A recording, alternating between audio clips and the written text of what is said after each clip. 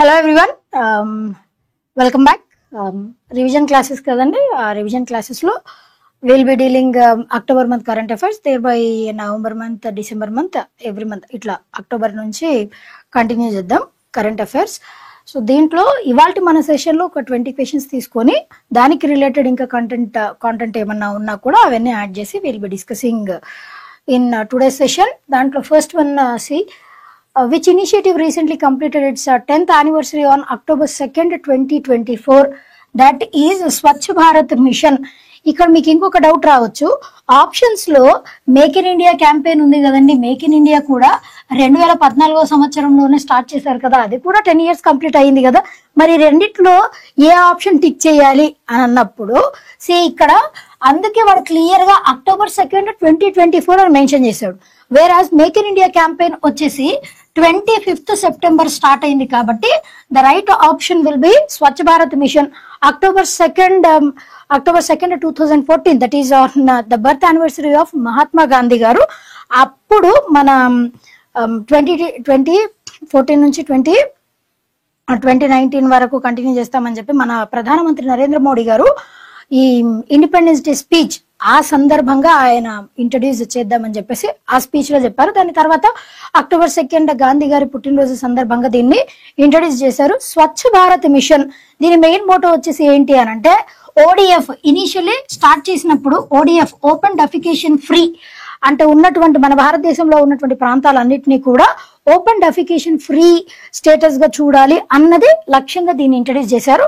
Both level గ్రామీణ లెవెల్లో and urban లెవెల్లో దీన్ని ఇంట్రడ్యూస్ చేశారు. Initially 2014 2nd October, that is birth anniversary of Mahatma Gandhi గారు. ఆ సందర్భంగా దీన్ని ఇంట్రడ్యూస్ చేశారు.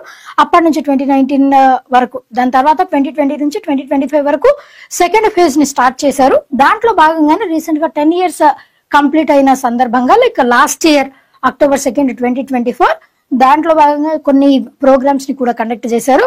అండ్ దీని గురించి స్వచ్ఛ భారత్ మిషన్ మీకు ఎగ్జామినేషన్ లో క్వశ్చన్స్ ఏ విధంగా అడగొచ్చు అని అంటే స్వచ్ఛ భారత్ మిషన్ ఎప్పుడు స్టార్ట్ చేశారు అని అంటే మహాత్మా గాంధీ గారి పుట్టినరోజు, that is on October 2nd, 2014. ఇది మనందరం చెప్తాం. కాకపోతే ఎగ్జామినర్ కొంచెం టిపికల్ గా అడగాలి, నాలాంటి సాడిస్ట్ అనుకోండి ఎగ్జామినర్, అప్పుడు ఈ స్వచ్ఛ భారత్ మిషన్ అన్నది ఏ సస్టైనబుల్ డెవలప్మెంట్ గోల్ ని కవర్ చేస్తూ దీన్ని ఇంట్రడ్యూస్ చేశారు, ఇలాంటి క్వశ్చన్స్ అడగొచ్చు. మనకి సస్టైనబుల్ డెవలప్మెంట్ గోల్స్ వచ్చేసి టోటల్ గా ఎన్ని సస్టైనబుల్ డెవలప్మెంట్ గోల్స్ ఉన్నాయి? 17 సస్టైనబుల్ డెవలప్మెంట్ గోల్స్ ఉన్నాయి.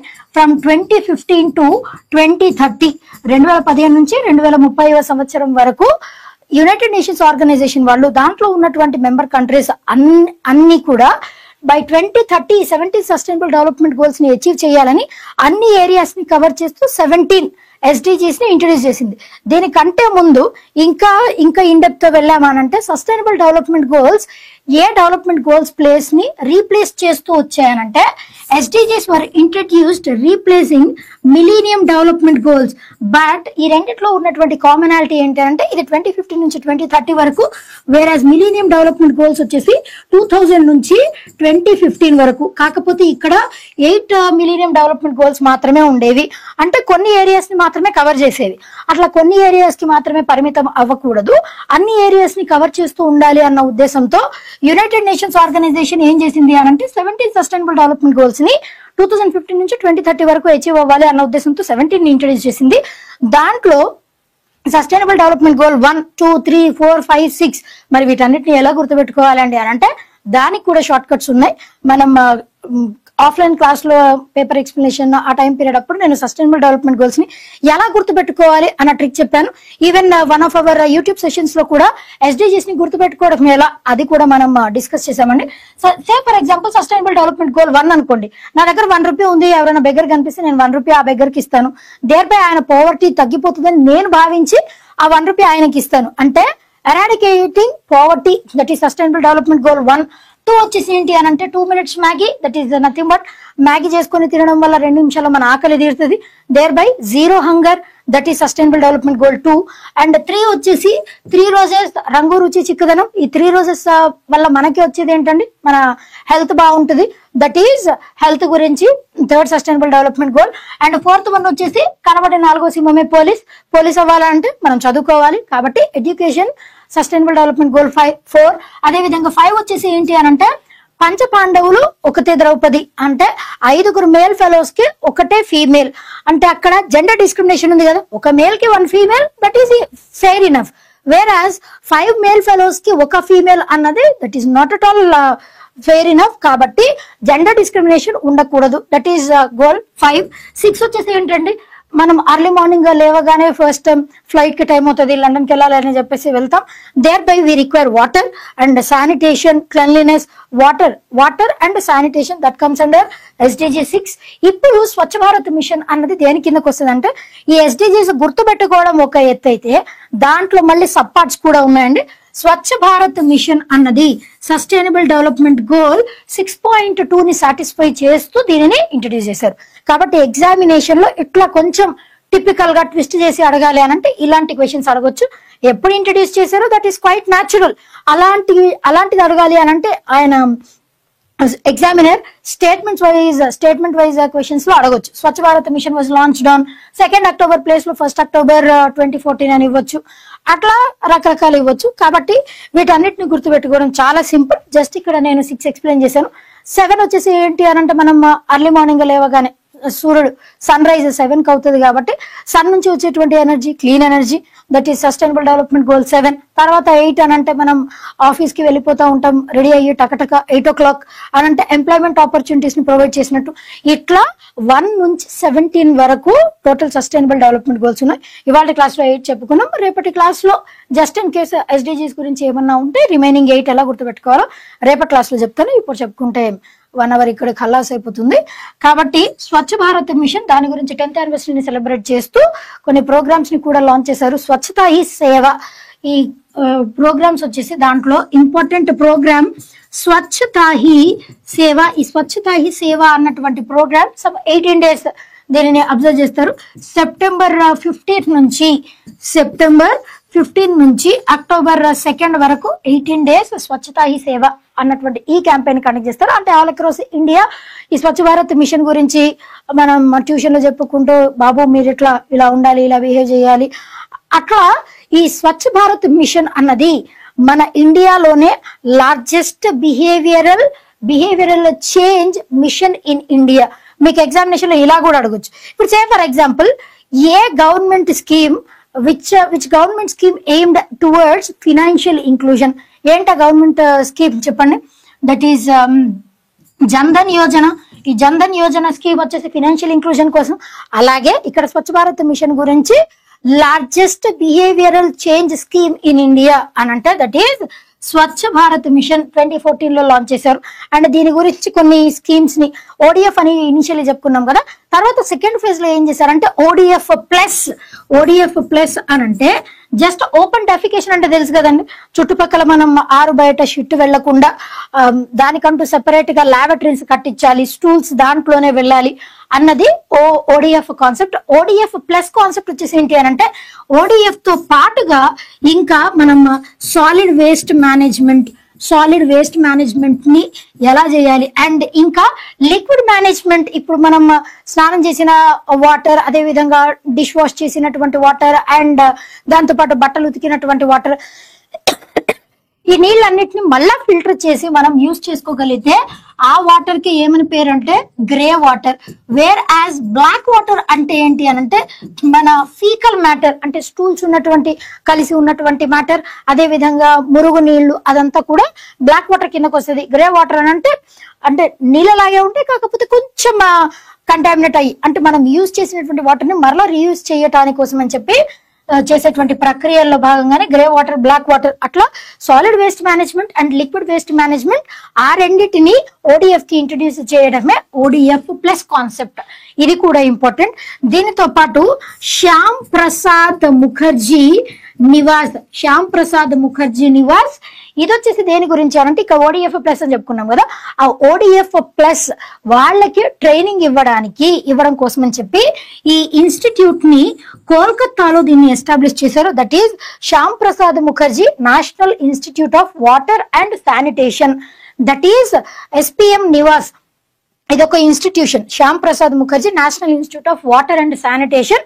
దీన్ని కోల్కతాలో ఎస్టాబ్లిష్ చేశారు. దేనికోసం అని అంటే ఈ ODF ప్లస్ లో ట్రైనింగ్ ఇవ్వడం కోసం అని చెప్పేసి దీన్ని ఎస్టాబ్లిష్ చేశారు. ఇది కూడా important. And various initiatives include Gobardhan initiative. Gobardhan initiative ఇది కూడా స్వచ్ఛ భారత్ మిషన్ లో భాగంగానే దీన్ని ఇంట్రడ్యూస్ చేశారు. అండ్ 2016వ సంవత్సరంలో స్వచ్ఛ భారత్ మిషన్ కి సంబంధించి స్వచ్ఛ సర్వేక్షణ్ అవార్డ్స్, స్వచ్ఛ సర్వేక్షణ్ అవార్డ్స్ ఈ కాన్సెప్ట్ వచ్చేసి 2016వ సంవత్సరం నుంచి స్టార్ట్ చేశారు. స్వచ్ఛ సర్వేక్షణ్ అవార్డ్స్ దీని ద్వారా ఈ సిటీస్ ని అండ్ టౌన్స్ అవి ఏవైతే ఈ స్వచ్ఛ భారత్ మిషన్ కి అనుగుణంగా శానిటేషన్, క్లెన్లీనెస్ వీటిని ఈ పారామీటర్స్ ని మెయింటైన్ చేస్తున్నాయో వాటికి అవార్డ్స్ ఇచ్చేటువంటి ఒక యాన్యువల్ సర్వే కండక్ట్ చేసి అవార్డ్స్ ఇచ్చేటువంటి ప్రక్రియ అదే స్వచ్ఛ సర్వేక్షణ్ అవార్డ్స్. దాన్ని ఎప్పుడు లాంచ్ చేశారంటే 2016. దీంట్లో భాగంగానే దీన్ని లాంచ్ చేశారు. అండ్ ఇంకొకటి గ్రీన్ లీఫ్ రేటింగ్.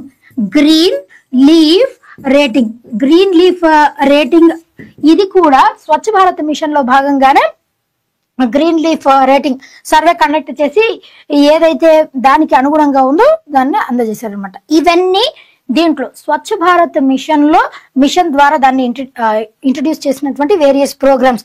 స్వచ్ఛ సర్వేక్షణ్ అవార్డ్స్ 2016, గోబర్ధన్ అంటే మన agriculture waste and cattle waste ఏదైతే ఉందో దాని నుంచి రెన్యూబుల్ సోర్స్ ఆఫ్ ఎనర్జీని తయారు చేయడం, that is Gobardhan. Green leaf rating దీంట్లో భాగంగానే. అండ్ అదే విధంగా Shyam Prasad Mukherjee national institute of water and sanitation కోల్కతాలో ఎస్టాబ్లిష్ చేశారు. ఇది ఒక ట్రైనింగ్ సెంటర్. ODF ప్లస్ వాళ్ళకి ట్రైనింగ్ ఇవ్వడం కోసం దీన్ని ఎస్టాబ్లిష్ చేశారు. అండ్ ODF ప్లస్ వచ్చేసి ODF తో పాటు solid waste management and liquid waste management. దాంట్లో లిక్విడ్ వేస్ట్ మేనేజ్మెంట్ వచ్చేసి గ్రే వాటర్, బ్లాక్ వాటర్ ఉంటుంది.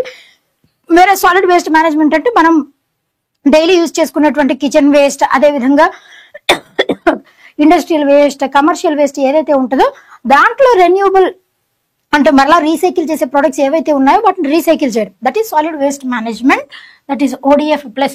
ఇవన్నీ కూడా important concepts of Swachh Bharat mission. Concepts come under Swachh Bharat mission that was introduced in 2014 October 2. Gandhi గారు పుట్టిన తేదీ 1869 లో గాంధీ గారు పుట్టారు అట్ పోర్బందర్, గుజరాత్.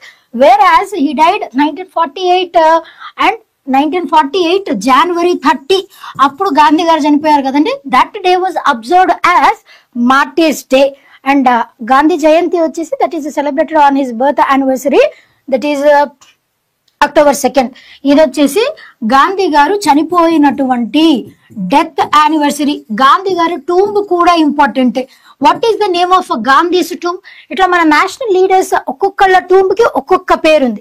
న్యూఢిల్లీలో కొన్ని టూంబ్స్ ఉన్నాయి అండ్ వేరే ప్లేసెస్ లో కూడా కొన్ని టూంబ్స్ ఉన్నాయి. గాంధీ గారి టూంబ్ పేరు వచ్చేసి ఏంటి, ఆయన సమాధి పేరు వచ్చేసి ఏంటి అని అంటే దట్ ఈస్ రాజ్ఘాట్, న్యూఢిల్లీలో ఉంది. వేర్ యాజ్ చైత్య భూమి అని ఎవరి టూంబ్ కి పేరు, చైత్య భూమి అని ఎవరి టూంబ్ కి పేరు, మన డాక్టర్ బిఆర్ అంబేద్కర్ గారి టూంబ్ కి చైత్య భూమి అని పేరు. శక్తి స్థల్, అదే విధంగా శాంతివన్ వచ్చేసి జవహర్లాల్ నెహ్రూ గారు, ఆ శక్తి స్థల్ వచ్చేసి మన ఇందిరా గాంధీ గారు. అదే విధంగా విజయ్ ఘాట్ అని ఎవరి టూంబ్ కి పేరు అనంటే లాల్ బహదూర్ శాస్త్రి గారి టూంబ్ పేరే విజయ్ ఘాట్. ఇట్లా టూంబ్స్ పేర్లు కూడా ఇంపార్టెంట్ అండి. మన నేషనల్ లీడర్స్ కొన్ని టూంబ్స్ మాత్రం గుర్తుపెట్టుకోండి. రాజ్ఘాట్ వచ్చేసి మన గాంధీ గారి టూంబ్ పేరు. అండ్ వేరే స్వచ్ఛ భారత్ మిషన్ దీని గురించి చెప్పుకున్నాం. వేరే ఆప్షన్ చూడండి. Digital India initiative. This initiative was started in the year 2015. అంటే మన ఇండియాని కంప్లీట్ గా డిజిటలైజ్ చేయాలి అన్న ఉద్దేశంతో డిజిటల్ ఇండియా ఇనిషియేటివ్ ని లాంచ్ చేశారు. దీని మినిస్ట్రీ ఏంటి అని అంటే ministry of electronics and information technology come under MeitY. Beti Bachao Beti Padhao concept వచ్చేసి 2015 లో దీన్ని లాంచ్ చేశారు. దీంట్లో భాగంగానే నారీ శక్తి అన్న కాన్సెప్ట్, నారీ శక్తి పురస్కార్, ఇవన్నీ కూడా బేటీ బచావ్ బేటీ పడావ్ స్కీమ్ ద్వారానే దీన్ని ఇంట్రడ్యూస్ చేశారు 2015 లో. కాకపోతే ఈ స్కీమ్ ని ఎక్కడ ఇంట్రడ్యూస్ చేశారు, this is very important. Panipat హర్యానాలో ఈ స్కీమ్ ని లాంచ్ చేశారు. పానిపట్టుకు ఉన్నటువంటి స్పెషాలిటీ ఏంటి, what was the speciality of Panipat? మనకి హిస్టరీలో పానిపట్ అన్నటువంటి ప్రదేశంలో 3 యుద్ధాలు జరుగుతాయి. First battle, second battle, third battle of Panipat అని చెప్పేసి 3 యుద్ధాలు 1526 లో, 1556 లో, 1767 లో, ఇట్లా 3 battles ఆఫ్ పానిపట్ జరుగుతాయి. అవన్నీ ఏం అక్కర్లేదు మీకు, కాకపోతే జస్ట్ పానిపట్ హర్యానా. దీన్ని ఇంప్లిమెంట్ చేయడానికి 3 మినిస్ట్రీస్ ఉంటాయండి. ఆ 3 మినిస్ట్రీస్ లో ఒకటి మినిస్ట్రీ ఆఫ్ ఎడ్యుకేషన్, ఇంకొకటి ministry of health and family welfare, ఇంకొకటి ministry of women and child development. Ministry of education కి ఉన్నటువంటి పాత పేరేంటి? అర్లియర్ మినిస్ట్రీ ఆఫ్ ఎడ్యుకేషన్ అన్ని ఉండేది కాదు, ministry of human resource development HRD అని చెప్పేసి మినిస్ట్రీ ఉండేది. దాని తర్వాత మన నేషనల్ ఎడ్యుకేషన్ పాలసీ 2020 ఎప్పుడైతే ఇంట్రడ్యూస్ చేశారో దాని తర్వాత నుంచి మినిస్ట్రీ ఆఫ్ ఎడ్యుకేషన్ కు దాన్ని రీనేమ్ చేశారు. ఇది కూడా ఇంపార్టెంట్ ఫ్యాక్టే. Ministry of education, ministry of health and family welfare, ministry of women and child development, ఈ 3 మినిస్ట్రీస్ బేటీ బచావ్ బేటీ పడావ్ స్కీమ్ ని ఇంప్లిమెంట్ చేసేటువంటి ministries. And make in India concept వచ్చేసి ఇందాక మనం డిస్కస్ చేసాం కదండి, make in India campaign, skill India programme, ఇవి కూడా సమ్ 2015 లో ఒకటి 2014 లో ఒకటి లాంచ్ చేశారు. And make in India concept వచ్చేసి it comes under ministry of commerce and industry. Whereas skill India programme వచ్చేసి దేని కిందకు వస్తుంది అని అంటే నేషనల్ స్కిల్ డెవలప్మెంట్ కౌన్సిల్ వాళ్ళు దీన్ని ఇంప్లిమెంట్ చేస్తారు. మనలో ఉన్నటువంటి స్కిల్స్ ని ప్రమోట్ చేసి దేర్ బై ఎంప్లాయ్మెంట్ ఆపర్చునిటీస్ కల్పించడానికి కోసం skill India programme. Make in India campaign వచ్చేసి దేని గురించి అని అంటే మనం ఇంపోర్ట్స్ ని తగ్గించి మనమే డొమెస్టిక్ గా మన ప్రొడక్ట్స్ ని మనమే తయారు చేసుకుని ఎక్స్పోర్ట్స్ ని పెంచాలి అన్న ఉద్దేశంతో మేక్ ఇన్ ఇండియా క్యాంపెయిన్ ని లాంచ్ చేశారు by ministry of commerce and industry.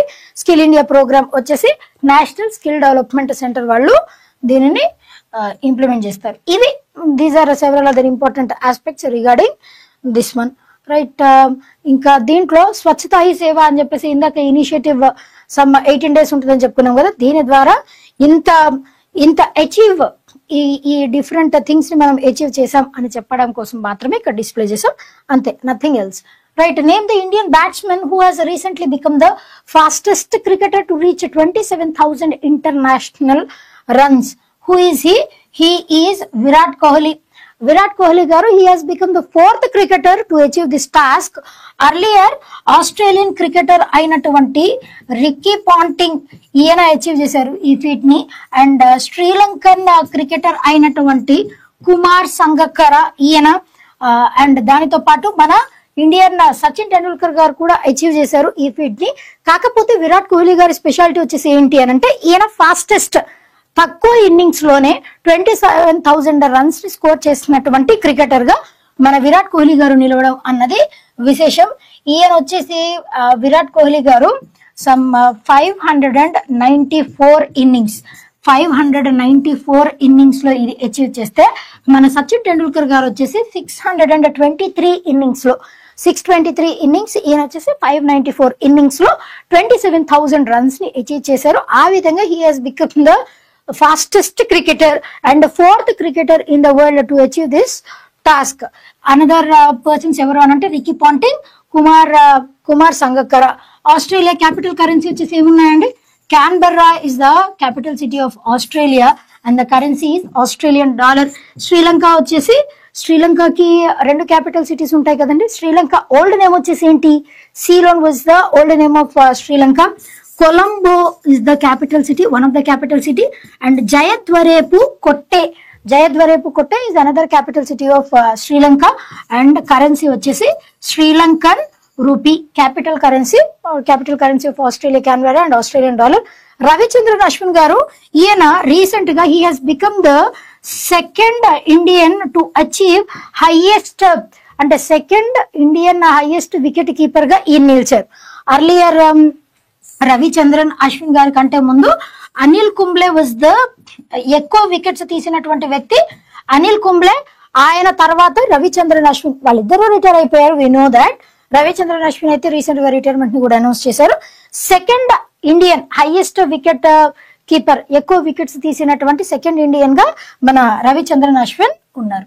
This is all about this thing. అయితే మన విరాట్ కోహ్లీ గారు ఈ ఫీట్ ని ఎప్పుడు అచీవ్ చేశారంటే రీసెంట్ గా మనకి బంగ్లాదేశ్ కి మధ్య ఒక సెకండ్ మ్యాచ్ జరుగుతుంది, దట్ ఈస్ అట్ కాన్పూర్. దాంట్లో ఈ 27,000 రన్స్ ఫీట్ ని అచీవ్ చేశారు. This is also important.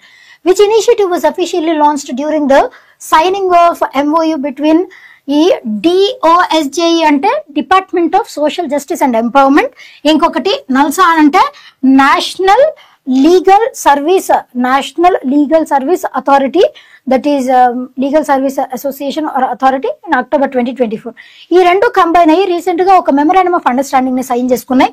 దాంట్లో భాగంగానే సార్థి 1.0 దీన్ని కూడా లాంచ్ చేశారు. అయితే బేసిక్లీ సార్థి 1.0 ఎవరి గురించి అంటే అండర్ ప్రివిలేజ్డ్ సెక్షన్ కి చెందిన వాళ్ళు. అండర్ ప్రివిలేజ్డ్ సెక్షన్ లో కూడా మళ్ళీ ఎవరు వస్తారు అని అంటే ఎస్సీలు వస్తారు. అండర్ ప్రివిలేజ్డ్ సెక్షన్స్ లో ఎవరెవరు వస్తారు అంటే ఎస్సీస్, ఓబీసీస్. అదే విధంగా వీళ్ళతో పాటు మనకి ఎవరైతే బాగా ఈ ఆల్కహాల్ కి ఎడిక్ట్ అయిపోయిన పర్సనాలిటీస్ ఎవరైతే ఉన్నారో వాళ్ళ గురించి, అండ్ అబ్యూస్ కి గురి అయినటువంటి పర్సనాలిటీస్ కి, అబ్యూస్ కి గురైనటువంటి విక్టిమ్స్, అండ్ ఆల్కహాల్ కి అట్లాంటి ఎడిక్షన్స్ కి అలవాటు అయిపోయినటువంటి విక్టిమ్స్ కి, అండ్ వీళ్ళందరితో పాటు ట్రాన్స్జెండర్స్ వీళ్ళ లైవ్లీహుడ్స్ లో అప్లిఫ్ట్మెంట్ తీసుకొని రావడానికి, వీళ్ళ సోషల్ స్టేటస్ ని కొంచెం ఎన్హాన్స్ చేయడం కోసం అని చెప్పేసి ఈ సార్థి 1.0 ఈ ఇనిషియేటివ్ ని దీంట్లో ఈ MOU లో భాగంగా ఈ ఇనిషియేటివ్ ని లాంచ్ చేశారు. ఈ MOU వచ్చేసి దేని గురించి అని అంటే అండర్ ప్రివిలేజ్డ్ సెక్షన్స్ వాళ్ళని అప్లిఫ్ట్ చేయడానికి. దాంట్లో భాగంగానే సార్థి 1.0 అది కూడా దీన్ని కూడా సైన్ చేశారు. అండ్ వేరే ఆప్షన్ చూడండి, నారీ శక్తి. ఇందాక చెప్పుకున్నాం ఫస్ట్ క్వశ్చన్ లో మనం నారీ శక్తి వచ్చేసి ఈ బేటీ బచావ్ బేటీ పడావ్ స్కీమ్ ఉంది కదా, బేటీ బచావ్ బేటీ పఢావ్ స్కీమ్, దాంట్లో భాగంగానే నారీ శక్తి అన్న కాన్సెప్ట్ ని లాంచ్ చేశారు 2016 లో. ఈ నారీ శక్తి పురస్కార్ అవార్డ్స్ ని కూడా ఎవ్రీ ఇయర్ దీంట్లో భాగంగానే అందజేస్తారు. ఇది కూడా ఇంపార్టెంట్ వన్. అండ్ దీంతో పాటు మనకి శక్తి అని ఇంకొక స్కీమ్ ఉంది. ఆ శక్తి స్కీమ్ దేని గురించి అని అంటే శక్తి స్కీమ్ కర్ణాటకలో దీన్ని లాంచ్ చేశారు. శక్తి స్కీమ్ వచ్చేసి కర్ణాటక ఫ్రీ బస్ అంటే free transportation facilities, free commutation services అందించడం కోసం especially for ladies Shakti scheme ని కర్ణాటక స్టేట్ గవర్నమెంట్ లాంచ్ చేసింది. అలాగే మన తెలంగాణ గవర్నమెంట్ కూడా లాంచ్ చేసింది ఇక్కడ. దాని పేరు వచ్చేసి ఏంటి, Mahalakshmi scheme. Mahalakshmi scheme of Telangana state. అది కూడా free bus services for women కోసం మాత్రమే. That is the Nari Shakti and Nari Shakti Puraskar awards. And whereas Saathi 2.0 వచ్చేసి ఇది రెండింటికి సంబంధించిందండి. ఒకటి వచ్చేసి గవర్నెన్స్ లో ఎక్కువ మంది సిటిజన్స్ ని ఇన్వాల్వ్ చేయడం కోసమని గవర్నమెంట్ ఆఫ్ ఇండియా లాంచ్ చేసింది. దట్ ఈస్ సాథి 2.0 గవర్నెన్స్ రిలేటెడ్ ఒకటి. ఇంకొకటి సెబీ కూడా సాథి 2.0 ని లాంచ్ చేసింది. Securities and exchange board of India. ఇది దేని గురించి అని అంటే ఎవరైనా స్టాక్స్ లో ట్రేడ్ మార్కెట్ లో ఇన్వెస్ట్ చేయాలి అని అనుకున్నప్పుడు వాళ్ళకి అసిస్టెన్స్ ని ప్రొవైడ్ చేయడానికి, పర్సనల్ అసిస్టెన్స్ ని ప్రొవైడ్ చేయడానికి సాథి 2.0 ఈ రెండు కూడా. గవర్నమెంట్ ఆఫ్ ఇండియా వచ్చేసి గవర్నెన్స్ లో ఎక్కువ మంది ఇండియన్ సిటిజన్స్ ని ఇన్వాల్వ్ చేయడం కోసం ఈ స్కీమ్. అదే విధంగా సెబీ లాంచ్ చేసినటువంటి సాథి 2.0 స్కీమ్ దేని గురించి అని అంటే మనం స్టాక్స్ లో ట్రేడ్స్ లో ఇన్వెస్ట్ చేయాలన్నప్పుడు మనకి పర్సనల్ అసిస్టెన్స్ ఇవ్వడానికి సాథి 2.0. ఉన్నత గ్రామ్ దీని గురించి పిఎం జుగా అని ఒక స్కీమే లాంచ్ చేశారు. PM JUGA that is Pradhan Mantri, J stands for Janjatiya Unnat Gram Abhiyan. That is PM JUGA scheme ఎవరి గురించి అనంటే ఎస్టీస్, ట్రైబల్ పీపుల్ వాళ్ళ యొక్క లైవ్లీహుడ్స్ ని, వాళ్ళ లైఫ్స్ ని ఎన్హాన్స్ చేయడానికి, వాళ్ళ ఉన్నటువంటి స్థితిగతుల్ని మెరుగుపరచడానికి ట్రైబల్ పాపులేషన్ ని దృష్టిలో పెట్టుకుని పిఎం జుగా అన్న కాన్సెప్ట్ ని లాంచ్ చేశారు. ప్రధానమంత్రి జనజాతీయ ఉన్నత గ్రామ్ అభియాన్ అంటే గ్రామాల్లో ఉన్నటువంటి ట్రైబల్ పాపులేషన్ వాళ్ళందరినీ దృష్టిలో పెట్టుకుని దీన్ని ఇంట్రడ్యూస్ చేశారు. మనం 2011 సెన్సస్ ప్రకారం గమనించినట్లయితే వీళ్ళు 8.6% ట్రైబల్ పాపులేషన్ శాతం ఎంత పర్సెంటేజ్ ఉంది అని అంటే 8.6.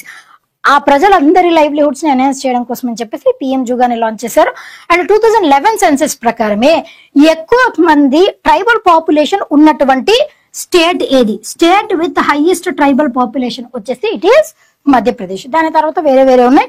అండ్ ఒకవేళ మీకు ఎగ్జామినేషన్ క్వశ్చన్ ఇలా కూడా అడగొచ్చు, ప్రెసిడెంట్ అక్కడ ఉన్నటువంటి లోకల్ లెవెల్లో ఉన్నటువంటి గవర్నర్, సీఎం వాళ్ళ రికమెండేషన్ మేరకు ఒక బంచ్ ఆఫ్ పీపుల్ ని ట్రైబల్ పీపుల్ అని నోటిఫై చేయాలి లేదా క్లాసిఫై చేయాలి అని అంటే ఏ ఆర్టికల్ ప్రకారం? That is article 342. ఆర్టికల్ 342 ప్రకారమే ఒక set of people tribal ST category వాళ్ళకి ఇవ్వచ్చా ఇవ్వకూడదు కొన్ని రిక్వైర్మెంట్స్ ఉంటాయి. దాని ప్రకారం ఈ ఆర్టికల్ 342 ప్రకారమే వాళ్ళని క్లాసిఫై చేస్తారు. ఇవి important aspects regarding all these things. Right, next one. Who was the recipient of 25th Lal Bahadur Shastri National Award for Excellence in 2024? ఎవరికి లభించింది? శ్రీమతి రాజశ్రీ బిర్లా.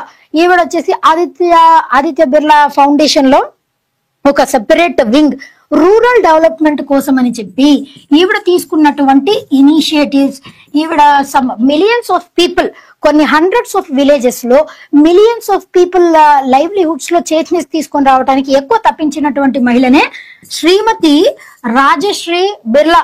ఆదిత్య బిర్లా ఫౌండేషన్స్ లో ఒక వింగ్ అయినటువంటి ఈ రూరల్ డెవలప్మెంట్ దాని గురించి ఈవిడ కొన్ని యాక్టివిటీస్ చేసేది. ఆ యాక్టివిటీస్ గురించే ఈవిడకి 25th Lal Bahadur Shastri national academy award for excellence ని ఈ లాస్ట్ ఇయర్ 2024 ఈవిడకి అందజేశారు రాజశ్రీ బిర్లా గారికి. She is important. And Lal Bahadur Shastri అయితే మనం ఇందాక ఆల్రెడీ డిస్కస్ చేసుకున్నాం. He was second prime minister of India. Lal Bahadur Shastri 1964 నుంచి 66 వరకు ఆయన ప్రైమ్ మినిస్టర్ గా పనిచేశారు. అది మాత్రమే కాదు, లాల్ బహదూర్ శాస్త్రి గారు హోమ్ మినిస్టర్ గా పనిచేశారు, రైల్వే మినిస్టర్ గా కూడా 2 టర్మ్స్ పనిచేశారు. రైల్వే మినిస్టర్ గా ఒక టర్మ్ లో ఆయన ఉన్నప్పుడే, రైల్వే మినిస్టర్ గా ఉన్నప్పుడే యాక్సిడెంట్ జరిగింది. దానికి ఆయన రెస్పాన్సిబిలిటీ తీసుకుంటూ రైల్వే మినిస్టర్ గా కూడా రాజీనామా చేసినటువంటి వ్యక్తి లాల్ బహదూర్ శాస్త్రి. సెకండ్ పిఎం గా కూడా ఆయన అపాయింట్ అవుతారు.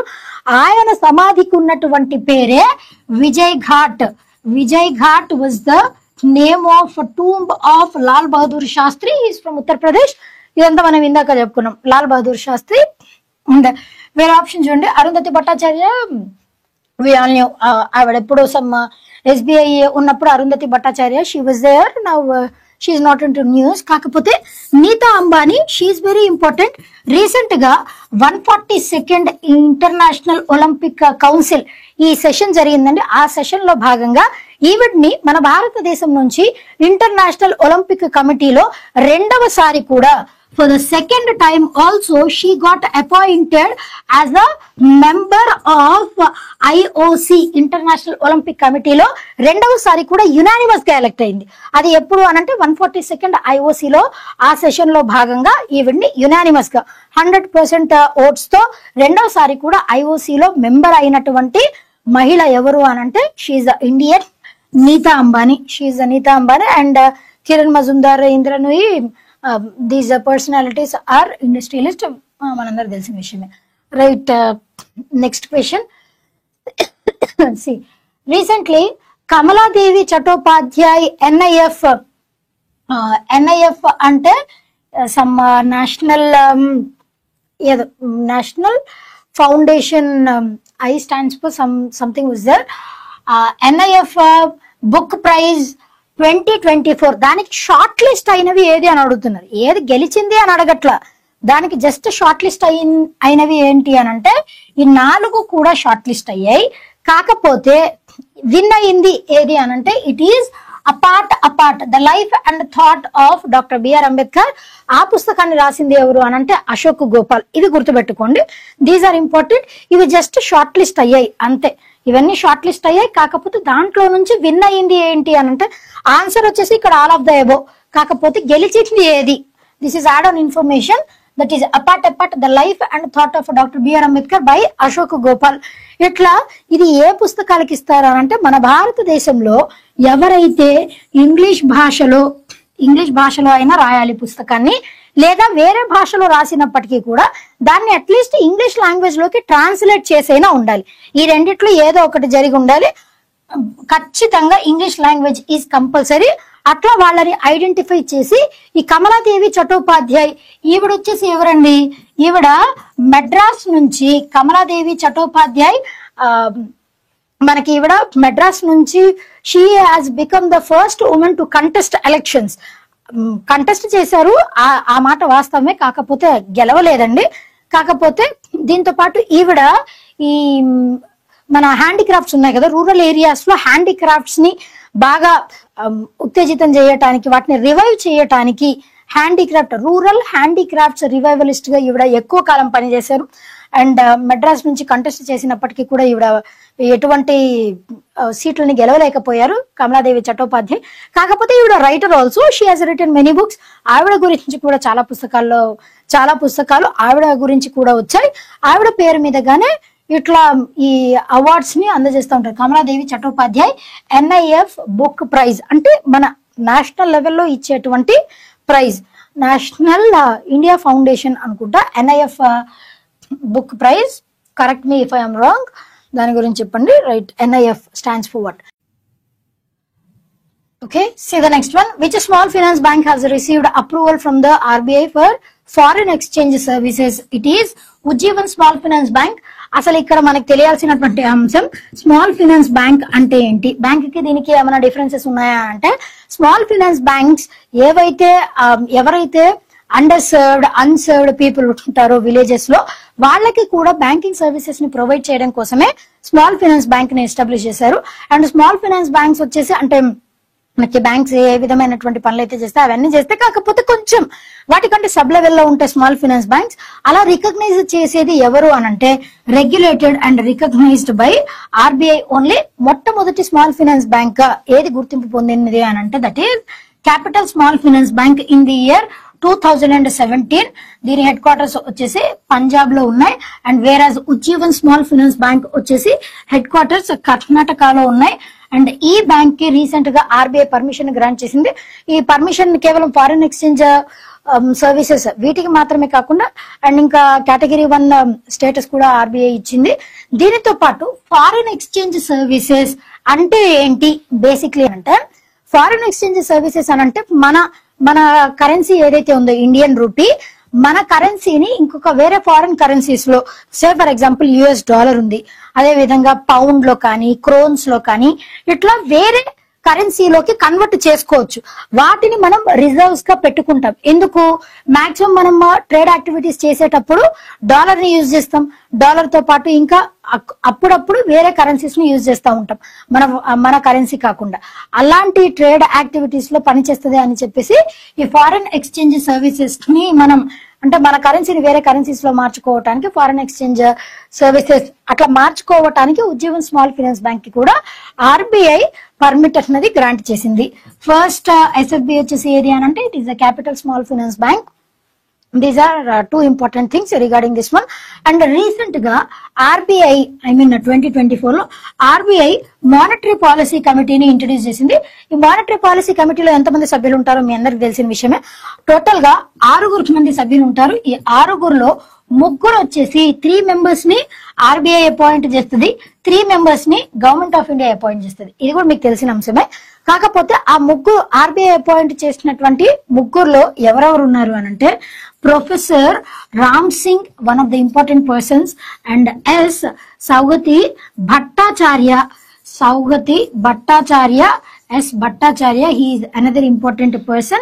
ఈయనతో పాటు డాక్టర్ నగేష్ కుమార్, వీళ్ళ 3ని RBI 4-year టర్మ్ పీరియడ్ తో ఈ మానిటరీ పాలసీ కమిటీకి మెంబర్స్ గా మానిటరీ పాలసీ కమిటీలో వీళ్ళ 3ని అపాయింట్ చేసింది RBI. Ram Singh, S. Bhattacharya, Nagesh Kumar. These 3 persons are important, గుర్తుపెట్టుకోండి. మిగతా 3ని గవర్నమెంట్ ఆఫ్ ఇండియా అపాయింట్ చేస్తుంది. మానిటరీ పాలసీ కమిటీ ఎందుకు తెలుసు కదండి. ఈ మనకి ఇంట్రెస్ట్ రేట్స్ ఏవైతే repo rate, reverse repo rate, SLR, CRR ఇవన్నీ ఈ interest rates, marginal standing facility, దీనితో పాటు ఇన్ఫ్లేషన్ ని కంట్రోల్ చేయడానికి వీటన్నిటిలో చేంజెస్ ఏమైనా తీసుకుని రావాలా, మెజర్స్ ఏమైనా తీసుకుని రావాలా, వాటి గురించి మానిటరీ పాలసీ కమిటీని RBI 3ని, గవర్నమెంట్ ఆఫ్ ఇండియా 3ని అపాయింట్ చేసింది. దాంట్లో భాగంగానే ఈ 3ని RBI రీసెంట్ గానే అపాయింట్ చేసింది. RBI వచ్చేసి ఏ ఇయర్ లో RBI ని ఎస్టాబ్లిష్ చేశారు? It was established in the year RBI was established in the year 1934 under RBI Act 1934 ద్వారా దీన్ని ఎస్టాబ్లిష్ చేశారు. 1st April 1935 ఆర్బీఐని ఎస్టాబ్లిష్ చేసింది. ఆర్బీఐకి మొట్టమొదటి గవర్నర్ గా ఎవరు పనిచేశారు అని అంటే it is Osborne Smith. Osborne Smith was the first governor of RBI. దాని తర్వాత మన భారతదేశానికి ఇండిపెండెన్స్ వచ్చిన తర్వాత ఆర్బీఐకి గవర్నర్ గా ఎవరు పనిచేశారు అని అంటే CD Deshmukh was the governor of RBI post independence. ఇండియాకి ఇండిపెండెన్స్ వచ్చిన తర్వాత ఆర్బీఐకి మొట్టమొదటి గవర్నర్ ఆయన. ఇప్పుడు రైట్ నౌ ఆర్బీఐకి గవర్నర్ గా ఎవరున్నారు అని అంటే he is Sanjay Malhotra. Right now current governor of RBI Sanjay గారు ఉన్నారు. అండ్ దీంతో పాటు ఆర్బీఐని ఏ కమిషన్ రికమెండేషన్స్ మేరకు అపాయింట్ చేశారు? Hilton Young commission.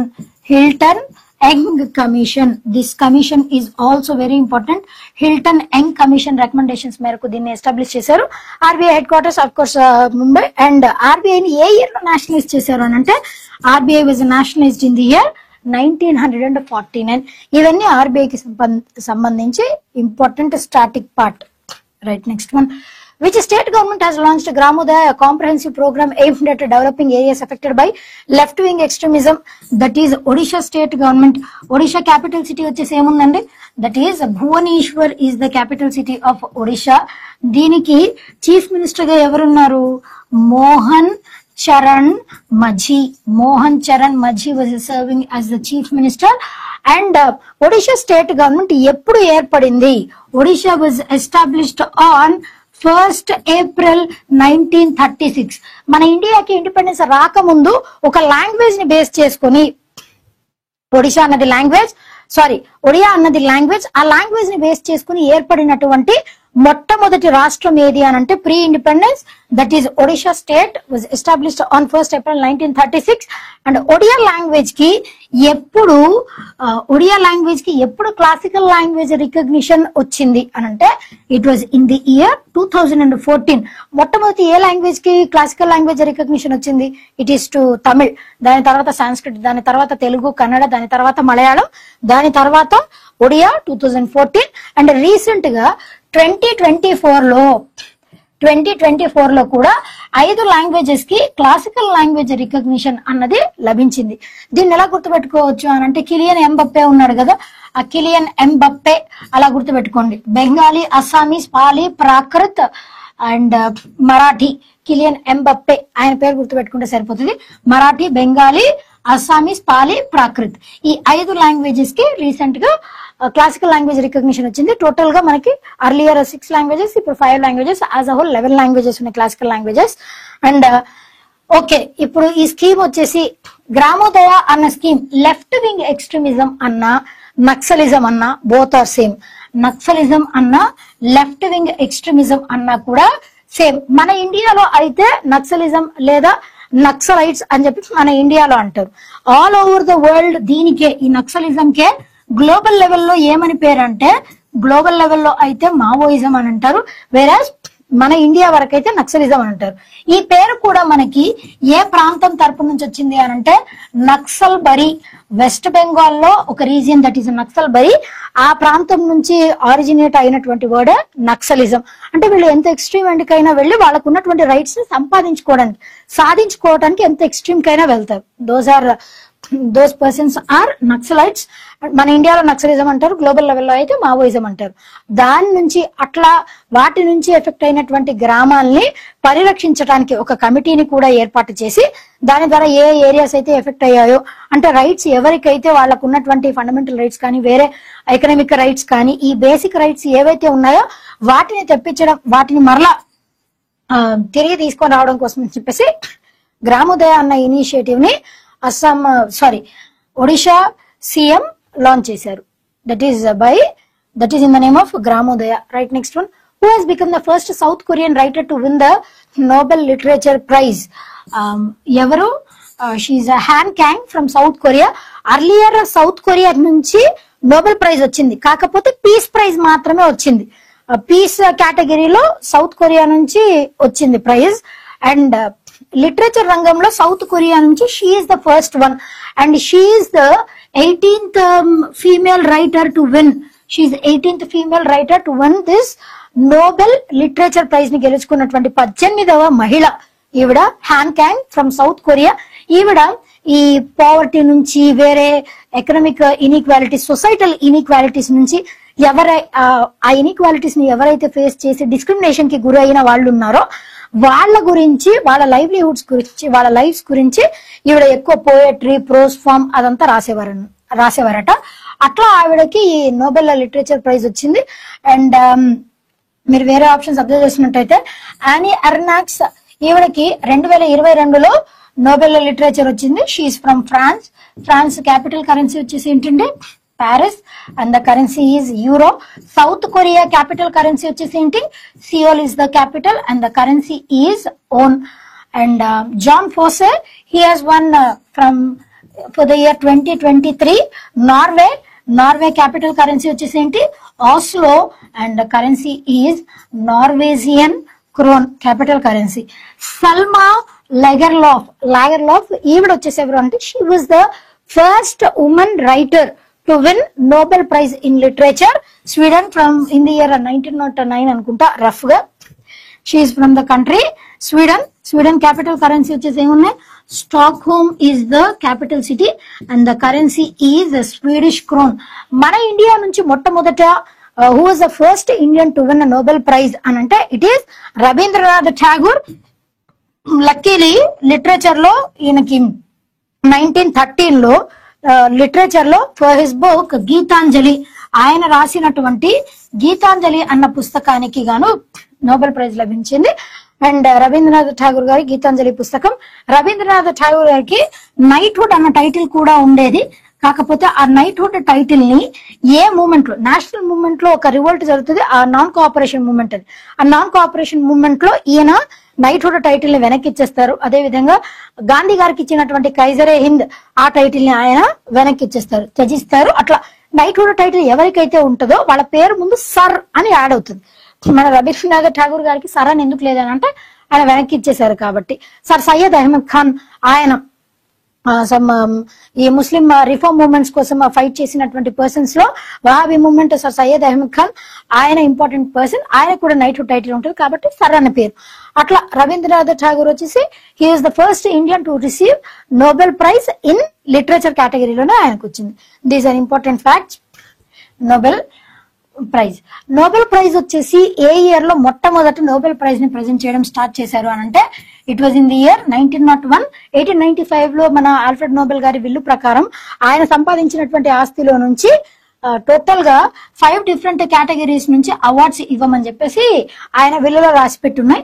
ఆ 5 డిఫరెంట్ కేటగిరీస్ వచ్చేసి ఏమేమి ఉన్నాయి అని అంటే, ఒకటి ఫిజిక్స్, ఇంకొకటి కెమిస్ట్రీ, ఇంకొకటి మెడిసిన్ ఆర్ ఫిజియాలజీ, ఇంకొకటి లిటరేచర్, అనదర్ వన్ వచ్చేసి పీస్. ఇవి 5 డిఫరెంట్ కేటగిరీస్. ఆయన ఇవ్వమంది ఈ 5 కేటగిరీస్ లో ఎవరైతే ఎక్సెప్షనల్ వర్క్ చేస్తారో వాళ్ళని ఐడెంటిఫై చేసి ఈ నోబెల్ ప్రైజ్ ఇవ్వమని చెప్పేసి ఆయన విల్లులో ఉంది. దాని ప్రకారమే స్వీడిష్ అకాడమీ ఆఫ్ సైన్సెస్ వాళ్ళు స్వీడన్ లో ఈ అవార్డ్స్ ని అందజేస్తారు. కాకపోతే ఒకే ఒక్క ప్రైజ్ ని, పీస్ ప్రైజ్, దీన్ని మాత్రమే ఆస్లో నార్వేలో అందించేటటువంటి ఒకే ఒక్క ప్రైజ్ ఏంటి అని అంటే దట్ ఈస్ పీస్ ప్రైజ్. ఇది కూడా ఇంపార్టెంట్. అండ్ దాని తర్వాత 1969 లో ఎకానమిక్స్ ఈ కేటగిరీలో అవార్డు ఇవ్వడం స్టార్ట్ చేశారు. స్వెరియస్ రిక్స్ బ్యాంక్ వాళ్ళు ఈ అవార్డు ని ఇవ్వడం స్టార్ట్ చేశారు. వీళ్ళు ఈ పర్సనల్ గా ఆ బ్యాంక్ వాళ్ళు నోబెల్ ప్రైజ్ ఎకనామిక్స్ లో ఇవ్వడం స్టార్ట్ చేశారు. బట్ ఒరిజినల్లీ మనకి నోబెల్ ప్రైజ్ ఆల్ఫ్రెడ్ నోబెల్ ఆయన ఏం చెప్పారంటే ఈ 5 కేటగిరీస్ నుంచి మాత్రమే నోబెల్ ప్రైజ్ ఇవ్వమని చెప్పారు 1901. దీంట్లో పీస్ ప్రైజ్ ఒకటి మాత్రమే నార్వేలో ప్రజెంట్ చేస్తారు. మిగతా అన్ని కేటగిరీస్ వాళ్ళకి ఇంక్లూడింగ్ దిస్ ఎకనామిక్స్ ఈ కేటగిరీస్ అందరికి స్వీడన్ లో అవార్డ్స్ ప్రజెంట్ చేస్తారు. These are important facts. Right, next one. Who are awarded the Nobel Prize in Physiology or Medicine 2024 for the discovery of microRNA? Victor Ambros and Gary Ruckworth. These two fellows are from US only. MicroRNA last year manaki 2023 లో అయితే messenger RNA దాని గురించి discover చేసినందుకు గాను, messenger RNA గురించి discover చేసినందుకు గాను last year Nobel prize in medicine లో వచ్చింది. ఈ ఇయర్ 2024 లో అయితే Victor Ambros and Gary Ruvkun. ఆర్ఎన్ఏకి, మెసెంజర్ ఆర్ఎన్ఏకి, మైక్రో ఆర్ఎన్ఏకి డిఫరెన్స్ ఏంటి అని అంటే, ఆర్ఎన్ఏ బేసిక్లీ రియాక్సీ రైబోన్యూక్లిక్ యాసిడ్. ఇది వచ్చేసి డిఎన్ఏ వేరు, డిఆక్సీ రైబో న్యూక్లిక్ యాసిడ్ ఇది వేరు, deoxyribonucleic acid that is different. RNA వచ్చేసి ఏం చేస్తుంది అని అంటే బేసిక్లీ ప్రోటీన్ సింథసిస్, మన బాడీలో ప్రోటీన్స్ ని సింథసైజ్ చేయాలి కదా, అక్యుములేట్ చేయటానికి, ప్రోటీన్స్ ని సింథసైజ్ చేయటానికి ఇన్స్ట్రక్షన్స్ ని ఇచ్చేదే RNA. Instructions for protein synthesis that is given by RNA. RNA ఇచ్చినటువంటి ఇన్స్ట్రక్షన్స్ ప్రకారమే ప్రోటీన్స్ అనేవి సింథసైజ్ అవుతాయి మన బాడీలో. That was done by it. Whereas messenger RNA ఏం చేస్తుంది అని అంటే ఎంత ప్రోటీన్ సింథసిస్ చేయాలి, అది మెసెంజర్ ఆర్ఎన్ఏ ఏం చేస్తుంది అని అంటే జీన్ ఇన్ఫర్మేషన్ మనకి మెసెంజర్ ఆర్ఎన్ఏ ద్వారా జీన్ ఇన్ఫర్మేషన్, జీన్ లో ఉన్నటువంటి ప్రోటీన్ ఇన్ఫర్మేషన్ దాని గురించి తెలుస్తుంది. వేరే ఇక్కడ మైక్రో ఆర్ఎన్ఏ వచ్చేసి దేని గురించి అని అంటే ఈ జీన్స్ లో ఏమన్నా జీన్ ఇన్ఫర్మేషన్ లో ఏమన్నా డిఫెక్ట్ ఉందా దాని గురించి ఐడెంటిఫై చేయడానికి మైక్రో ఆర్ఎన్ఏని డిస్కవర్ చేశారు. దీని ద్వారా ఆ జీన్స్ లో జీన్ ఫార్మేషన్ లో ఏమన్నా డిఫెక్ట్స్ ఉన్నాయనుకోండి, వాటిని కరెక్ట్ చేయటం వల్ల కొన్ని డిసీజెస్ లైక్ క్యాన్సర్ లాంటి డిసీజెస్ ని క్యూర్ చేయడానికి ఈ మైక్రో ఆర్ఎన్ఏని స్టడీ చేస్తే సరిపోతుంది. ఆ మైక్రో ఆర్ఎన్ఏ గురించి డిస్కవర్ చేసింది these two important personalities. Already మనం డిస్కస్ చేసాం ఏ కేటగిరీస్, నోబెల్ దాని గురించి మొత్తం డిస్కస్ చేసాం. అండ్ డిఫరెంట్ కేటగిరీస్ 2024 లో physiology of medicine Victor Ambros and Gary Ruvkun వచ్చాయని చెప్పాం. లిటరేచర్ వచ్చేసి హ్యాన్ క్యాంగ్ ఆల్రెడీ డిస్కస్ చేసాం, సౌత్ కొరియా. ఫిజిక్స్ వచ్చేసి John J Hopfield and Geoffrey E Hinton. ఇది వచ్చేసి మనం రోబో మూవీలో చూసే ఉంటారు. రోబో మూవీలో ఆయన వేరే దాంట్లో కరెక్షన్స్ చేస్తూ ఉంటాడు కదా, దట్ ఈస్ ఆ టెక్నాలజీ ఈ ఫిజిక్స్ కేటగిరీలో ఇచ్చారు. కెమిస్ట్రీలో అయితే David Baker, Demis Hassabis and John M Jumper. Peace కేటగిరీలో నిహాన్ హిడాన్క్యో. అండ్ ఎకనామిక్స్ లో Daron and Simon Johnson and James A Robinson. These three are important personalities. ఇవి వేరియస్ కేటగిరీస్ లో ఎవరెవరికి నోబెల్ ప్రైజ్ వచ్చింది అని. Which country has recently become the third largest supplier of health and nutrition assistance to UNICEF? మన భారతదేశమే 2016 సంవత్సరం నుంచి మన భారతదేశం ఇప్పటికీ $6 బిలియన్ వర్త్ చేసే న్యూట్రిషన్ సప్లైస్ ని ఇప్పటి వరకు మనం అందించామంట 2016 నుంచి ఇప్పటి వరకు. ఆ విధంగా India has become the third largest supplier of health and nutrition assistance to UNICEF. First one వచ్చేసి యునైటెడ్ స్టేట్స్, సెకండ్ వచ్చేసి జర్మనీ, థర్డ్ వన్ వచ్చేసి ఇండియా. అండ్ ఈ న్యూట్రిషన్ లో భాగంగా న్యూట్రిషన్ సప్లై అనంటే ఏమేమి వస్తాయండి అనంటే ఆ న్యూట్రిషన్ సప్లైలో భాగంగా వాళ్ళకి ఫార్మాసిటికల్ మెడిసిన్ అయినా, ఫార్మాసిటికల్ అయినా, లేదా వాళ్ళకి అందించేటువంటి ఫుడ్ అయినా, ఈ ప్రివిలేజెస్ అన్ని కూడా న్యూట్రిషన్ అండ్ హెల్త్ సప్లైస్ లో వస్తాయి. ఆ న్యూట్రిషన్ సప్లై డిపార్ట్మెంట్ ఎక్కడ ఉంది అనంటే it is situated at Denmark capital city వచ్చేసి ఏంటండి కోపెన్హాగన్. డెన్మార్క్ లో ఈ సప్లై డిపార్ట్మెంట్ అనేది ఉంది. కరెన్సీ వచ్చేసి డేనిష్ క్రోన్. ఇవి important. UNICEF United nations children education fund children emergency fund that is UNICEF. ఈ యూనిసెఫ్ దేని గురించి అనంటే వల్నరబుల్ చిల్డ్రన్ ఎవరైతే ఉన్నారో వాళ్ళకి అందించాల్సినటువంటి బేసిక్ రైట్స్ వాటి గురించి ఫైట్ చేసేటువంటి ఒక సంస్థ యూనిసెఫ్. దీని హెడ్ క్వార్టర్స్ వచ్చేసి ఎక్కడ ఉన్నాయనంటే those are situated at New York, USA. మన భారతదేశం third one, first second places లో ఈ రెండు ఉన్నాయి. అండ్ సప్లై డిపార్ట్మెంట్ వచ్చేసి Copenhagen, Denmark. Right, next one. Who set a new national record in the 76 kg senior women category at 2024 IWLF Indian weightlifting Federation, that is IWLF National Weightlifting Championships? ఎవరు గెలుచుకున్నారంటే Harmanpreet Kaur. She is from Punjab. Senior కేటగిరీలో seniors 76 kg కేటగిరీలో ఈ అమ్మాయికి వచ్చింది.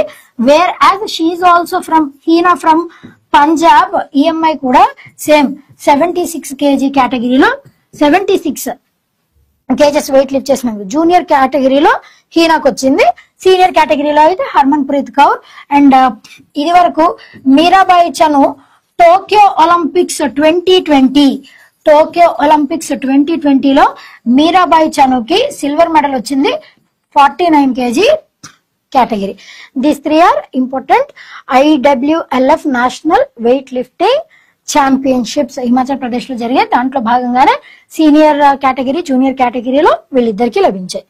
Right, next one, which bank recently open its first branch in Singapore after being granted a wholesale banking licence by monetary authority of Singapore. ఏం లేదు, already ఈ bank అన్నది 4 different countries లో ఆల్రెడీ దీని బ్రాంచ్ ఉంది. It has become the 5th branch. International లెవెల్లో ఈ bank 5th branch గా నిలిచింది. దట్ ఈస్ హెచ్డిఎఫ్సి బ్యాంక్ అండి. సింగపూర్ వాళ్ళు లైసెన్స్ ని గ్రాంట్ చేయడం వల్ల ఆల్రెడీ మనకి సింగపూర్ కాకుండా బహ్రెయిన్ లో ఇట్లా టోటల్ గా 4 డిఫరెంట్ కంట్రీస్ లో ఉంది. This has become the 5th country. Singapore లో బ్రాంచ్ ఓపెన్ చేసినటువంటి మొట్టమొదటి ప్రైవేట్ బ్యాంక్ ఏది అని అంటే it is HDFC bank. And recent గా ఎస్బీఐ వచ్చేసి ఎస్బీఐ 2024 లో బెస్ట్ బ్యాంక్ గా మన భారతదేశంలో ఉన్నటువంటి బ్యాంక్స్ లో బెస్ట్ బ్యాంక్ గా గుర్తింపు పొందినటువంటి bank SBI. Best bank 2024 award SBI కి లభించింది. And where as axis bank, SBI, ICICI and HDFC ఈ 3 బ్యాంక్స్ చేసినటువంటి రీసెంట్ గా ఒక ఇనిషియేటివ్ ని తీసుకొని వచ్చాయి.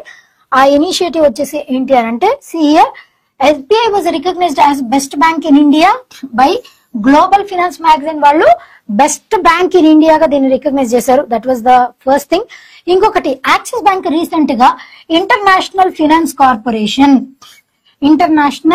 ఫినాన్స్ కార్పొరేషన్ ద్వారా $500 million loan for blue finance market మాత్రమే కాదు, ఇంకా green projects. Blue finance market అంటే ఏంటి అని అంటే ఈ సీస్ మీద, ఓషన్స్ మీద ఆ ఆక్వాటిక్ లైఫ్ ని ఎన్హాన్స్ చేయటం కోసం అని చెప్పి ఎవరైతే పని చేస్తారో అది బ్లూ ఫినాన్స్ మార్కెట్ అని అంటే. గ్రీన్ ప్రాజెక్ట్స్ అని అంటే ఎన్వైరన్మెంట్ రిలేటెడ్ ప్రాజెక్ట్స్. దీని గురించి గ్రీన్ బాండ్స్ ని ఇంట్రడ్యూస్ చేసింది. అండ్ బ్లూ ఫినాన్స్ మార్కెట్ గురించి బ్లూ బాండ్స్ ని ఇంట్రడ్యూస్ చేసింది అనమాట. This is Axis bank. And Indian overseas bank వచ్చేసి retail loan processing centres recent గా చెన్నైలో ఒక బ్రాంచ్ ని ఓపెన్ చేసింది. దాంతో పాటు ఇది వరకు already 7 different cities, Bengaluru, Coimbatore, Delhi, Hyderabad, Kolkata, Lucknow and Mumbai, ఇవి వేరే 7 డిఫరెంట్ ప్లేసెస్. చెన్నైలో కూడా రీటైల్ లోన్ ప్రాసెసింగ్ సెంటర్స్. ఇప్పుడు హోల్సేల్ అన్నది అంటే కలెక్టివ్ గా ఈ రీటైల్ సెంటర్స్ ఏవైతే ఉంటాయో వాటికి ప్రొడక్ట్స్ ని అందించేటువంటి సంస్థ హోల్సేల్. రీటైల్ వచ్చేసి వాటి నుంచి కలెక్ట్ చేసుకుని ఇండివిజువల్ సర్వీసెస్ అందించేటువంటివి రీటైల్ సర్వీసెస్. వాళ్ళకి లోన్స్ ని ప్రొవైడ్ చేయడం కోసం ప్రాసెసింగ్ సెంటర్స్ ని ఇండియన్ ఓవర్సీస్ బ్యాంక్ రీసెంట్ గా ఓపెన్ చేసింది at Chennai. And RBI recent గా ఎస్బీఐ ని, ఐసిఐసిఐ బ్యాంక్ ని, హెచ్డిఎఫ్సి ఈ 3 బ్యాంక్స్ ని సిస్టమాటికల్లీ ఇంపార్టెంట్ బ్యాంక్స్ DSIBs గా ఆర్బీఐ నోటిఫై చేసింది. ఎందుకు అనంటే ఈ 3 ఎకనామిక్ డెవలప్మెంట్ లేదా ఎకనామిక్ యాక్టివిటీస్ లో ఎక్కువ యాక్టివ్ గా ఎంగేజ్ అయిన కారణం వల్ల ఈ 3టిని ఎస్బీఐని, ఐసిఐసిని అండ్ ఐసిఐసిఐని అండ్ హెచ్డిఎఫ్సి బ్యాంక్స్ ని ఆర్బీఐ DSIBs గా డొమెస్టిక్ సిస్టమాటికల్లీ ఇంపార్టెంట్ బ్యాంక్స్ గా గుర్తించింది. This is important. Right, who among the following have been selected for Midori prize for biodiversity 2024? ఎవరు గెలుచుకున్నారు?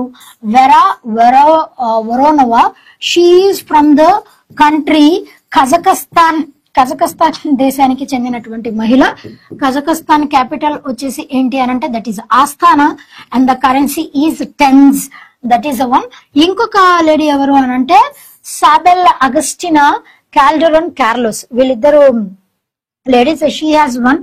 She is from the country Peru. Peru capital currency వచ్చేసి ఏంటండి lima and the currency is Peruvian సాల్ capital currency. ఈ 2 దేశాల నుంచి వెరనోవా, Isabel Augustina వీళ్ళిద్దరికి Japanese government Ian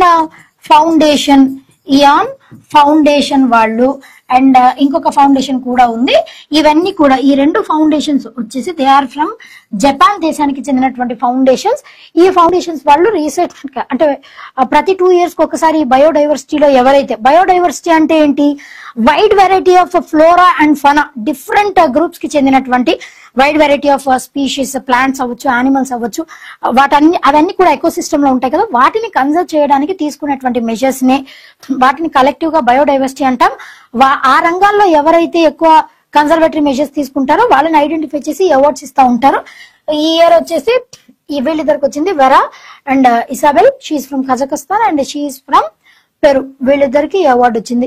మిదోరి literal meaning వచ్చేసి ఏంటి అని అంటే, జపనీస్ లాంగ్వేజ్ లో మిదోరి అంటే గ్రీన్. ఈ మిదోరి ప్రైజ్ అన్న గ్రీన్ ప్రైజ్ అన్న బోత్ ఆర్ సేమ్, కాకపోతే వాళ్ళ భాషలో మిదోరి అంటే గ్రీన్ అని అర్థం. దాని ప్రకారం బయోడైవర్సిటీలో కన్సర్వ్ చేసిన వాళ్ళకి ఈ అవార్డ్స్ ఇస్తా ఉంటారు biennial. Right, next who has been appointed as the new chief of BCCI's anti corruption unit. ఎవరిని అపాయింట్ చేశారండి? శరద్ కుమార్. ఈయన 1979 batch IPS officer. This person, ఈయన అర్లియర్ నేషనల్ ఇన్వెస్టిగేషన్ ఏజెన్సీలో పనిచేశారు. కేవలం NIA లో మాత్రమే కాదు, ఇంకా వేరే ప్రామినెంట్ ఆపరేషన్స్ లో కూడా పనిచేసినటువంటి ఫెమిలియర్ పర్సనాలిటీ శరద్ కుమార్. ఈయన BCCI లో యాంటీ కరప్షన్ యూనిట్ అంటే ఎవరన్నా బెట్టింగ్ కానీ మ్యాచ్ ఫిక్సింగ్ ఇలాంటి యాక్టివిటీస్ లో ఎంగేజ్ అయ్యి ఉంటారు కదా, వాటిని ఐడెంటిఫై చేయడానికి ఒక బృందం ఉంటుంది. ఆ బృందం పేరు యాంటీ కరప్షన్ యూనిట్. దానికి హెడ్ గా ఈయన్ని అపాయింట్ చేశారు, శరద్ కుమార్ గారిని. శరద్ కుమార్ గారి కంటే ముందు ఎవరు ఉండేవారు అంటే గౌతమ్ గంభీర్. సారీ, శరద్ కుమార్ గారి కంటే ముందు ఎవరు ఉండేవారు అని అంటే KK మిశ్రా. ఈయన ఉండేవారు. దీనికి చీఫ్ గా ఆయన ప్లేస్ ని రీప్లేస్ చేస్తూ శరద్ కుమార్ ని అపాయింట్ చేశారు, శరద్ కుమార్ గారిని. అండ్ అమితాబ్ షా, అమిత్ షా గారి కొడుకు అయినటువంటి జే షా, ఈయన అర్లియర్ BCCI కి సెక్రటరీగా పనిచేసేవారు. ఇప్పుడు ICC కి ఇంటర్నేషనల్ క్రికెట్ కౌన్సిల్ లో చీఫ్ గా ఈయన అపాయింట్ అయ్యారు, అమితాబ్ షా. అండ్ గౌతమ్ గంభీర్ వచ్చేసి మన ఇండియన్ మెన్స్ క్రికెట్ టీమ్ కి ఈయనే కెప్టెన్. మెన్స్ క్రికెట్ టీమ్ కి కెప్టెన్ గా గౌతమ్ గంభీర్ గారు రీసెంట్ గా అపాయింట్ అయ్యారు, మనందరూ తెలిసిన విషయమే. సౌరవ్ గంగూలీ అర్లియర్ ఒకప్పుడు BCCI కి ప్రెసిడెంట్ గా, ఫార్మర్ ప్రెసిడెంట్ గా ఈయన పనిచేశారు, ఫార్మర్ ప్రెసిడెంట్ ఆఫ్ BCCI. ఇప్పుడు సౌరవ్ గంగూలీ ప్లేస్ ని రీప్లేస్ చేస్తూ ఎవరున్నారు అనంటే Roger Binny. Roger Binny was serving as the president of BCCI. BCCI stands for what? Board of Control for Cricket in India. That is BCCI. ఇవన్నీ important facts. Right, next one. See who has been sworn in as the first CM of Union Territory of Jammu and Kashmir. He is Umar Abdullah. ఈయన appoint చేశారు. Jammu and Kashmir లో article 370, article 35 ఇవి revoke చేసిన తర్వాత, అంటే repeal చేసేసిన తర్వాత అక్కడ సమ్ ప్రెసిడెంట్ రూలే కొనసాగుతూ వచ్చింది. అప్పుడు సమ్ 2019 నుంచి ఇప్పుడు 2024 లోనే 6 years తర్వాత మరలా జమ్మూ అండ్ కాశ్మీర్ లో చీఫ్ మినిస్టర్ గా ఒమర్ అబ్దుల్లాని అపాయింట్ చేశారు. ఈయనతో పాటు సురేందర్ కుమార్ చౌదరి ఈయన్ని డిప్యూటీ సీఎం గా అపాయింట్ చేశారు. వీళ్ళిద్దరితో పాటు ఇంకొక 5 మినిస్టర్స్ ఓతింగ్ సెరమనీ కూడా జరిగింది. అయితే ఇట్లా యూనియన్ టెరిటరీస్ కి స్టేట్స్ కి డిఫరెన్స్ ఏంటి అని అంటే, స్టేట్ లెవెల్లో అయితే లెజిస్లేటివ్ అసెంబ్లీ ఉంటుంది, యూనియన్ టెరిటరీ వచ్చేసి డైరెక్ట్ గా under the control of president. And ఒకవేళ కొన్ని ప్లేసెస్ లో మాత్రమే, కొన్ని యూటీస్ లో మాత్రమే ఈ లెజిస్లేటివ్ అసెంబ్లీకి అంటే చీఫ్ మినిస్టర్, లెఫ్టినెంట్ గవర్నర్ తో పాటు చీఫ్ మినిస్టర్ కూడా ఉంటాడు. ఢిల్లీ తీసుకోండి, పుదుచ్చేరి తీసుకోండి, ఇక్కడ ఆల్రెడీ మనకి చీఫ్ మినిస్టర్స్ ఉన్నారు. అండ్ వేరే రీసెంట్ గా జమ్మూ అండ్ కాశ్మీర్ కి కూడా చీఫ్ మినిస్టర్ గా మన ఉమర్ అబ్దుల్లా గారిని అపాయింట్ చేశారు. This is his second term. ఇది వరకు కూడా ఒకసారి ఈయన చీఫ్ మినిస్టర్ గా పనిచేశారు, ఇది రెండవసారి చీఫ్ మినిస్టర్ గా అపాయింట్ అవ్వడం జమ్మూ అండ్ కాశ్మీర్ కి. అండ్ వీళ్ళిద్దరు ఓటింగ్ సెరమనీ ఎవరు కండక్ట్ చేశారు అనంటే బై మనోజ్ సిన్హా. ఈయన ఎవరండి అనంటే lieutenant governor. Lieutenant governor direct గా ప్రెసిడెంట్ అపాయింట్ చేస్తారు. ఇవన్నీ విఫలమైనప్పుడు ప్రెసిడెంట్ రూల్ ఉంటుంది. కాబట్టి these are important facts. And Mohan Charan Majhi వచ్చేసి ఒడిషాకి చీఫ్ మినిస్టర్ గా ఈయన ఉన్నారు అట్ ప్రెసెంట్. హిమంత బిస్వా శర్మ వచ్చేసి అస్సాం కి సీఎం గా ఈయన ఉన్నారు. అండ్ ఎన్నిసార్లు సీఎం అని చెప్పుకుంటున్నాం కదా, చీఫ్ మినిస్టర్ యొక్క ఆర్టికల్ ఏంటి, ఏ ఆర్టికల్ ప్రకారం ఒక స్టేట్ లెజిస్లేటివ్ అసెంబ్లీకి హెడ్ గా చీఫ్ మినిస్టర్ సర్వ్ చేస్తారు అని అంటే యాజ్ పర్ ఆర్టికల్ 164. ఆర్టికల్ 163 వచ్చేసి ఆ స్టేట్ లో ఉన్నటువంటి కౌన్సిల్ ఆఫ్ మినిస్టర్స్ గురించి ఆర్టికల్ 163, వేరేస్ 164 వచ్చేసి చీఫ్ మినిస్టర్ గురించినటువంటి article. Right, next one. Prime minister Narendra Modi attended attended the 21st Asia India Summit and 19th East Asia Summit was held in which city? That is Laos, Switzerland. Laos, Switzerland and Manila Philippines వచ్చేసి ఈ year chair గా Asian కి chair కంట్రీగా ఇదే ఉంది. Laos లో ఈ summit జరిగింది. Actually Asian అంటే association of south east Asian nations. దీంట్లో టోటల్ గా ఎన్ని మెంబర్ కంట్రీస్, ఎన్ని దేశాలు సభ్యత్వంగా ఉన్నాయి అని అంటే 10 మెంబర్స్. దాంట్లో బ్రూనీ, కాంబోడియా, ఈ సింగపూర్, థాయిలాండ్ ఇట్లా టోటల్ గా 10 కంట్రీస్ ఉన్నాయి. మరి మన ఇండియా ఏషియన్ లో మెంబరా కాదా? India is not a member of Asian. కాకపోతే ఏషియన్ ప్లస్ లో ఇండియా అన్నది ఒక కంట్రీని. ఏషియన్ ప్లస్ లో టోటల్ గా 6 మెంబర్ కంట్రీస్ ఉన్నాయి. ఆ 6 మెంబర్ కంట్రీస్ లో మన భారతదేశం కూడా వన్ ఆఫ్ ద మెంబర్స్. అట్లా రీసెంట్ గా లావోస్ లో జరిగినటువంటి 21st ఏషియన్ ఇండియా సమ్మిట్ కి మన మోడీ గారు అటెండ్ అయ్యారు. అండ్ మోడీ గారు అటెండ్ అవ్వడం మాత్రమే కాకుండా 10 years ఈ యాక్ట్ ఈస్ట్ పాలసీ అని చెప్పి ఒక పాలసీని ఇంట్రడ్యూస్ చేశారు. 10 సంవత్సరాల క్రితం 2024 కి యాక్ట్ ఈస్ట్ పాలసీ ఇంట్రడ్యూస్ చేసి 10 ఏళ్ళు కంప్లీట్ అయింది.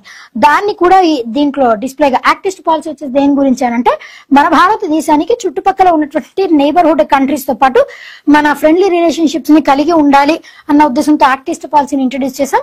అది కూడా స్టార్ట్ అయ్యి 10 years కంప్లీట్ అయిన సందర్భంగా ఆ సెలబ్రేషన్స్ కూడా దీంట్లో భాగంగానే కండక్ట్ చేశారు అట్ లావోస్. ఇవన్నీ కూడా ఇంపార్టెంట్ ఫ్యాక్ట్స్. జకర్తా, హనోయ్ లో ప్రీవియస్ ఇయర్స్ సమ్మిట్స్ అక్కడ జరిగాయి. Right. Which institute has signed an MOU with international energy agency IEA. దీని హెడ్ క్వార్టర్స్ వచ్చేసి ఎక్కడ ఉన్నాయండి? Those are situated at Paris, France లో దీని హెడ్ క్వార్టర్స్ ఉన్నాయి. IEA వాళ్ళతో technology innovation that is IIT Delhi MOUని సైన్ చేసింది. దేని గురించి అని అంటే కార్బన్ ఎమిషన్స్ ని రెడ్యూస్ చేయటానికి, టు రెడ్యూస్ కార్బన్ ఎమిషన్స్ ని రెడ్యూస్ చేసి రెన్యూబుల్ ఎనర్జీ సోర్సెస్ కి వాటి వైపు ఎక్కువ మొగ్గు చూపడం కోసం అని చెప్పి ఈ IIT ఢిల్లీ వాళ్ళు IEA వాళ్ళతో కొలాబ్ అయ్యి ఒక MOUని సైన్ చేసుకున్నారు. That is important fact. IIT Madras కూడా రీసెంట్ గా మన ఇండియా లెవెల్లోనే హిందుస్థాన్ జింక్ లిమిటెడ్ అని చెప్పేసి ఒక కంపెనీ దీంతో ఒక MOUని సైన్ చేసుకుంది. ఎందుకు అనంటే with in a span of some few years 1 kilowatt-hour అంత 1 kWh అంత కెపాసిటీ ఉన్నటువంటి జింక్ ఆ రెన్యూబుల్ సోర్స్ ఆఫ్ ఎనర్జీని జనరేట్ చేయడం కోసం అని చెప్పి హిందుస్థాన్ జింక్ లిమిటెడ్ వాళ్ళతో IIT మద్రాస్ ఒక MOUని సైన్ చేసుకుంది. These 2 are important facts. Right. Next one. Which of the following country will host 2025 International Shooting Sport Federation Junior World Cup? What is that country అండి? మన భారతదేశమే 2025 international shooting sport federation junior world cup మన భారతదేశంలో జరగనుంది. Earlier మనం గమనించినట్లయితే Peru and Spain previous edition 2024 edition పెరూలో జరిగింది. సౌత్ కొరియాలో 2023లో జరిగింది. అండ్ వేర్ యాజ్ ఈ ISSF హెడ్ క్వార్టర్స్ వచ్చేసి ఎక్కడున్నాయనంటే those are situated at Munich జర్మనీలో దీని యొక్క హెడ్ క్వార్టర్స్ అనేవి ఉన్నాయి. జూనియర్ వరల్డ్ కప్ అని అంటే అండర్ 21 ఛాంపియన్షిప్స్, ఇవన్నీ కూడా 21 సంవత్సరాల లోపు ఉన్నటువంటి వాళ్ళు ఆడేటువంటి డిఫరెంట్ స్పోర్ట్స్ 32 స్పోర్ట్స్ లో ఈ ఛాంపియన్షిప్స్ అన్నటువంటి వాటిని కండక్ట్ చేయనున్నారు. దీంట్లో మన భారతదేశం నుంచి అయితే యోగాసన దీన్ని ఇంక్లూడ్ చేస్తున్నారు.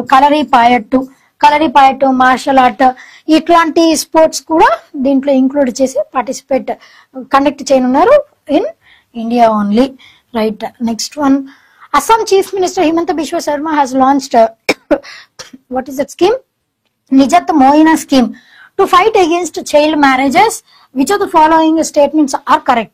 Child marriages గురించి ఫైట్ చేయడానికి ఈ స్కీమ్ ని లాంచ్ చేశారు.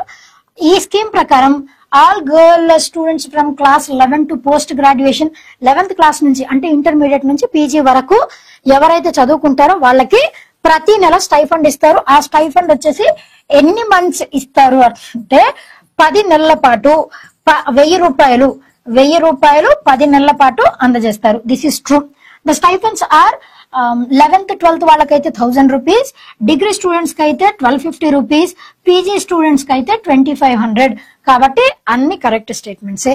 హిమంత బిశ్వ శర్మ 10 నెలల వరకు ఇట్లా 11th 12th వాళ్ళకి కానీ గ్రాడ్యుయేషన్ వాళ్ళకి పీజీ వాళ్ళకి వీళ్ళకి అందజేస్తారు. ఎందుకు ఈ స్కీమ్ లాంచ్ చేయాల్సి వచ్చింది అనంటే national family health survey NFHS ఒక రిపోర్ట్ ఇచ్చింది 3-4 years ago.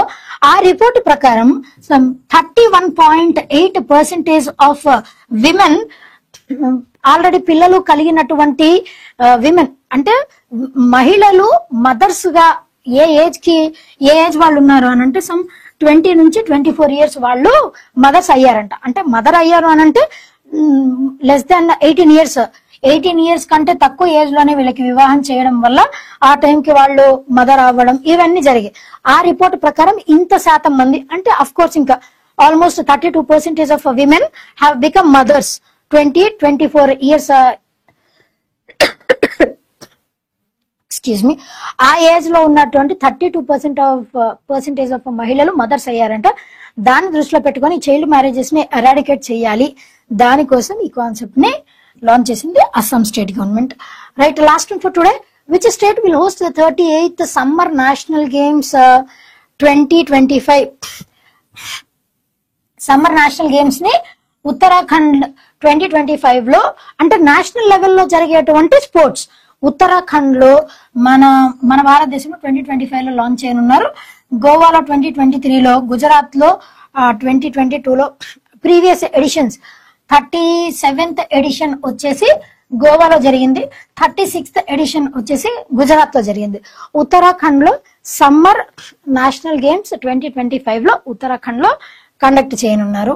దీంట్లో ఎవరెవరు దీన్ని ఆర్గనైజ్ చేయనున్నారు అంటే ఉత్తరాఖండ్ గవర్నమెంట్, అదే విధంగా ఇండియన్ ఒలింపిక్ అసోసియేషన్, దానితో పాటు ministry of youth affairs and sports, ఈ మూడు కలిపి వీటిని ఆర్గనైజ్ చేయనున్నారు.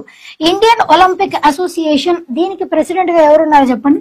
Right now PT Usha is serving as a president of Indian Olympic association. Uttarakhand state government, దాంతో పాటు ఇండియన్ ఒలింపిక్ అసోసియేషన్,